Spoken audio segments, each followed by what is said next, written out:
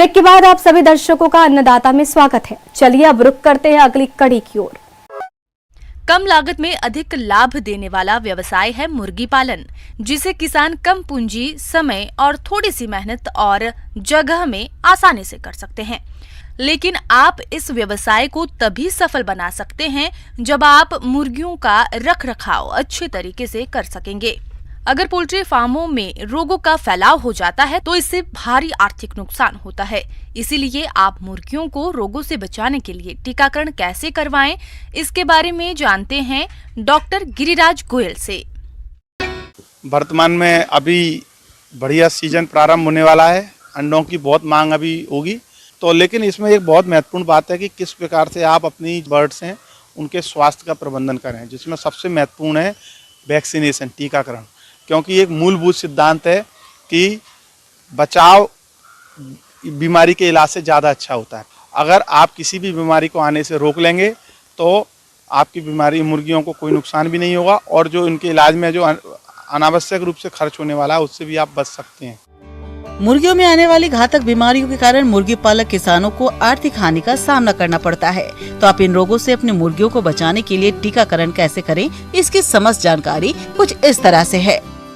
Vaccination के बारे में बात करें तो सबसे पहले मुर्गियों में जो 1 दिन की उम्र में जो हैचरी से जब बच्चा निकलता है तो मैरेक्स डिसीज नामक एक वैक्सीन लगाई जाती है। अगर आप बाजार से चूजा खरीद रहे हैं तो आपको वो हैचरी से प्रजनक जो संस्थाएं हैं वो आपको लगा कर देंगी। जो अगला वैक्सीन लगेगा वो लगेगा रानीखेत का। रानीखेत के B1 स्ट्रेन का इस्तेमाल करना है और इसके देने की उम्र 5 से 7 दिन की उम्र है। और उसमें भी आपको ध्यान रखना है कि वो आँख या नाक उनमें 1-1 बूंद आप दोनों में डाल दीजिए। उसके बाद में फिर आपको 14 दिन की उम्र में गम्बोरो नामक बीमारी, जिसको IBD भी कहते हैं, उसका टीकाकरण करना है, जो कि पानी में मुर्गियों को देना है। उसके बाद में 21 दिन की उम्र में वापस रानीखेत का बूस्टर डोज लगेगा। जो हमने 5 से 7 दिन में लगाया था वो बूस्टर डोज लासोटा नामक स्ट्रेन इसका बाजार में उपलब्ध है, वो पानी के द्वारा ही दिया जाएगा।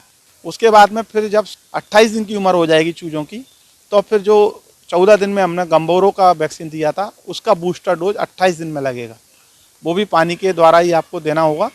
उसके पश्चात अगर हमको मुर्गियों को अंडे उत्पादन के लिए रखना है तो 49 दिन की उम्र में अगर आपके क्षेत्र में फाउल पॉक्स नामक बीमारी रहती है, जिसमें कि चेहरे पे, चोंच पे छोटे छोटे दाने दाने से आ जाते हैं और वो फिर बाद में झड़ जाते हैं, तो फाउल पॉक्स अगर बीमारी आती है तो आपको 49 दिन की उम्र में पंख में थोड़ा सा, पंख के अंदर जहाँ नसें रहती हैं खून की, वहाँ पर थोड़ा सा बिना धार के चाकू से रगड़ के, ताकि खून ना निकले, बस केवल छिलसा जाए, वहाँ पर उसकी 2 बूंद डालनी होती हैं। उसके बाद में फिर आप 56 दिन की उम्र में इसी रानीखेत का R2B नामक वैक्सीन आता है। इसमें थोड़ी तकनीकी आवश्यकता होती है क्योंकि ये वैक्सीन आपको इंट्रामस्कुलर मांस में लगाना होता है। तो लेकिन ये बहुत महत्वपूर्ण वैक्सीन है क्योंकि ये आने वाले पूरे 1 साल के लिए आपको अच्छी इम्यूनिटी देता है। उसके बाद में फिर आपको हर 2 महीने में रानीखेत का लासोटा वैक्सीन ही रिपीट करते रहना पानी में, क्योंकि जो रानीखेत बीमारी है यही सबसे ज़्यादा खतरनाक बीमारी है, यही आपके मुर्गियों को प्रभावित करेगी। किसान भाइयों, मुर्गियों में टीकाकरण करते समय आप कौन कौन सी सावधानियों का ध्यान रखें जिससे कि मुर्गियों के टीकाकरण में किसी भी प्रकार की दिक्कत ना हो, इसकी समस्त जानकारी कुछ इस तरह से है। तो लेकिन इसमें एक बहुत महत्वपूर्ण बात है कि किस प्रकार से आप अपनी बर्ड्स हैं टीकाकरण में जो विशेष कुछ मुख्य बातें हैं, पहले उनकी चर्चा करेंगे। सबसे पहले जब कभी हमको मुर्गियों का टीकाकरण करना होता है तो उसके करीब 1 सप्ताह पहले हमें उनका डिवर्मिंग करनी चाहिए। उसके लिए बाज़ार में जो डिवर्मर, एल्बेंडाजोल, फेनमेंडाजोल, आइवरमेक्टिन के सॉल्यूशन के लिक्विड दवाइयाँ उपलब्ध हैं। आप उनको पानी में मिलाकर मुर्गियों को दे दीजिए। उसके उपरांत आप 1 सप्ताह बाद टीके का इस्तेमाल करिए। अच्छा, ये एक बहुत महत्वपूर्ण बात आई, वैक्सीन लगा रहे हैं तो उसमें किसी प्रकार की कोई दवाई नहीं डलेगी, केवल वैक्सीन ही पानी में डलेगा। और वैक्सीन डाल के आप जितना पानी आप दिन भर में देते हैं अपनी मुर्गियों को रोज़, उसका केवल 25% पानी आप लें, अच्छा साफ पानी, और उसमें वो वैक्सीन को डाल दें और मुर्गियों के सामने रखेंगे। चूँकि उन्होंने दाना खाया हुआ है, उनको प्यास लगी हुई है, वो पूरे पानी को तुरंत पी जाएंगी। पानी में कोई भी टीका देंगे तो पानी में स्किम मिल्क पाउडर, जो दूध का पाउडर रहता है, वो 6% की दर से। इसका मतलब है 1 लीटर पानी में 60 ग्राम दूध का पाउडर पहले घोल देंगे और इसके बाद करीब 5 से 10 मिनट बाद उसमें वैक्सीन को मिलाएंगे।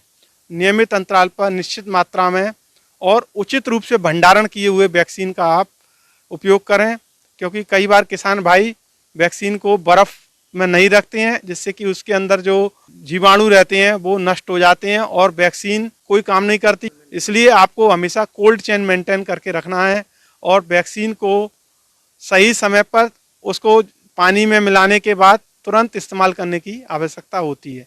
आधा से 1 घंटे के उपरांत वैक्सीन की जो क्षमता है वो कम होने लगती है, इसलिए आप वैक्सीन को उसके जो डाइल्यूएंट घोल है उसमें मिलाने के आधा से 1 घंटे के बाद तुरंत इस्तेमाल कर लीजिए। हाँ, ये लिवर टॉनिक का भी बहुत महत्वपूर्ण है, क्योंकि इनकी वृद्धि दर बहुत ज़्यादा है, तो उस पर लिवर पे बहुत मेटाबॉलिज्म के लिए, उनको खाने को पचाने के लिए, एंजाइम बनाने के लिए बड़ा दबाव आता है। तो इसमें लिवर को थोड़ा सपोर्ट करने के लिए हम हर्बल लिवर टॉनिक भी दे सकते हैं और साथ साथ में विटामिन डी और कैल्शियम भी आप मुर्गियों को एक्स्ट्रा दे सकते हैं, जो बाइमिनरल, ऑस्ट्रोबैट करके लिक्विड आते हैं और भी कई सारी कंपनियों के लिक्विड उपलब्ध हैं, वो आप पानी में मिला के दे सकते हैं, जिससे कि इनकी वृद्धि भी अच्छी होगी, लिवर अच्छा काम करेगा, अच्छे से पाचन होगा, तो जो आप दाना दे रहे हैं वो अच्छे से पचेगा और उसका भरपूर लाभ मुर्गियों को प्राप्त होगा। आगे और भी है खेती बाड़ी से जुड़ी बहुत सी रोचक जानकारियां, पर यहाँ पर रुकेंगे एक और ब्रेक के लिए, जल्द हाजिर होते हैं।